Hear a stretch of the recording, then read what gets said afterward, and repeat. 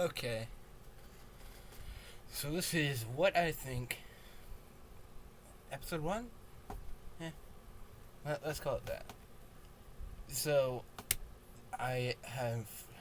This is purely my thoughts. I am not certified in anything. It's purely my take and how. The things I think about. Just my thoughts. Purely my thoughts. So, I'm not sure. So I'm not sure if they're correct, incorrect, disproven. They're my thoughts. It's my take on it. And yeah. So I had a plan for this episode, and that was alternate dimensions. Imagine this poorly drawn square. One second. But tipped. I don't know how to quite put this yet. Imagine this poorly drawn square is our universe. And somewhere in here is Earth. Now, and the square is our known universe, spanning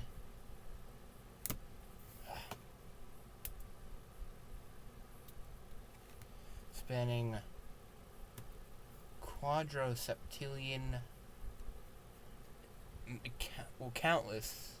We don't really have a number. If we do, we haven't discovered. Light years. Now, when we reach the end of our known universe, there has to be more. There is always more. If there's a wall, there's something on the other side of that wall. Hence the idea of dimensions. Things past these walls of our known universe.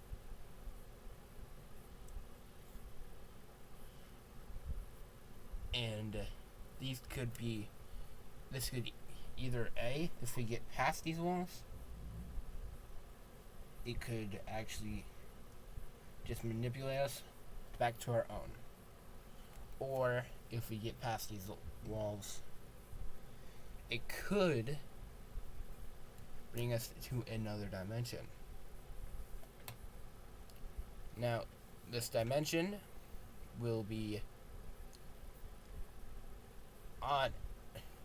It could be A, completely the same. 99.9 to the quintillionth power the same. Because change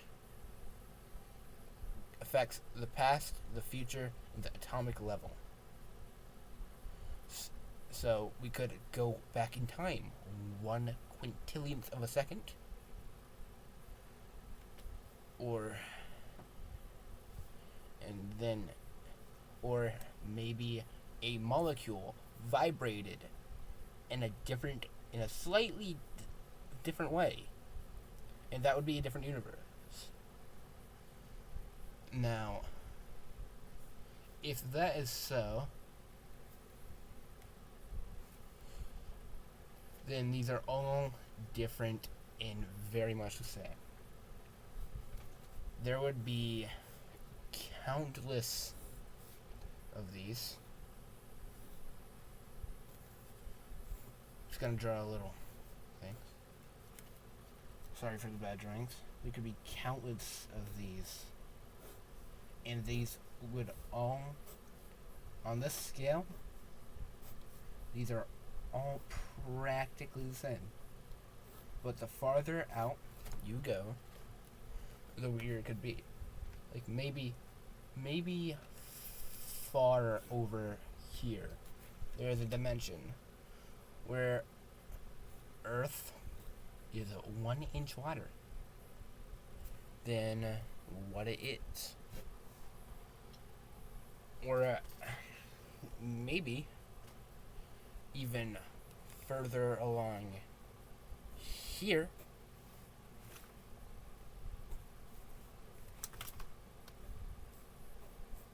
Earth just doesn't exist. Now that's my take on it. And this could all be wrong, because before, if we went through, it could be totally possible that we wormhole back here, back into our own universe, and it will be set in a loop of space where practically where we are is everything. Now, if that were true, they say the same thing goes. Let's take it. This is the Milky Way. This is the Milky Way. Now, whoop.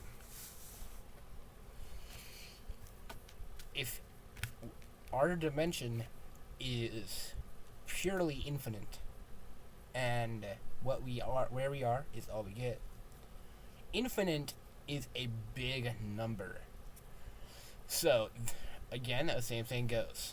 Eventually, if you keep on going in some direction, you will find something very similar. There will 100% of the time be something very similar to our own situation. Say you're a college professor and you find a way for infinite space travel. And, well, it has to be timeless, so faster than light. It would 100% have to be timeless.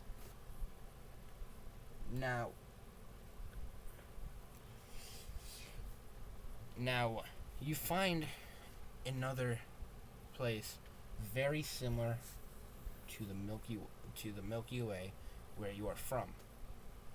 Hey, it even has a planet that can sustain life. Now what? Well, this planet could be very similar or very different from where this is, where Earth is. But there are infinite numbers of worlds if you keep on going on.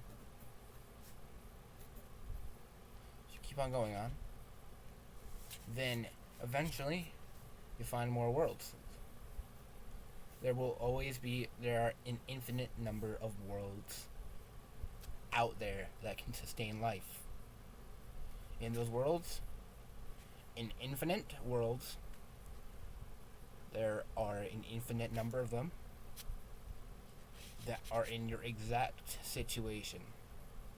Exact, down to the molecule, exact situation. Because infinite is infinite. There's no other way to describe it. So, in a way, from my take on things, it is a near impossible for not only aliens to not exist, because when you think about it, if the universe is truly infinite, then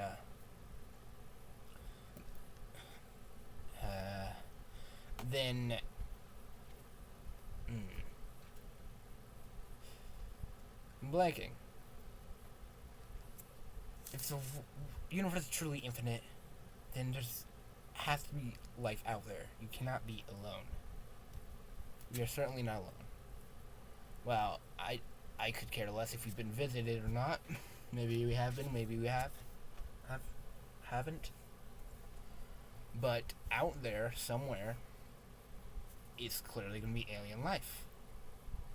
Not terrestrial to us. To them, we are the aliens, looking in on them. And even if you do find that one world that is the spitting image of Earth, and where everything's completely the same, down to the atom, the molecular level, then you are still considered an alien because you are not from this world. Though you do have a chance of meeting someone genetically and exactly like you. So I guess I run around in these, but being one of a kind is impossible. No one is exactly one of a kind. Because there are an infinite amount of area for them to be not just you, but also there could be you with your genetical parents from a different area. Now, there's no true point to these, I just think, and this is my take. I don't have answers, and again, it's not much. But when you just think about it, there is no real set boundary. Because if there is a wall, there has to be something on the other side of that wall. And if that thing on the side of the wall is that, then there's something. So let's imagine wormholes. Just looping you back. There has to be. Those wormholes can't be in here, right? Or you'd just be constantly being looped back into yourself forever. And at the velocity to go what did I say? Quadrocillions of light years in faster than the human brain can even process it, that we would literally be ripped to shreds by the velocity. And that was what I think part 1, episode 1. Just random thoughts on what I observe. That's kind of it. If you like this video, give it a like. I'd appreciate it. If you really liked the video, consider subscribing or showing it to a friend. Be nice. Sorry for the quality. This is a 2008 camera, but share it with a friend. If you didn't like it, you didn't like it. Not much we can do. If you thought that was a waste of the time, construction. I always enjoy constructive criticism on what I can do better. And I'll see you all next time. Peace.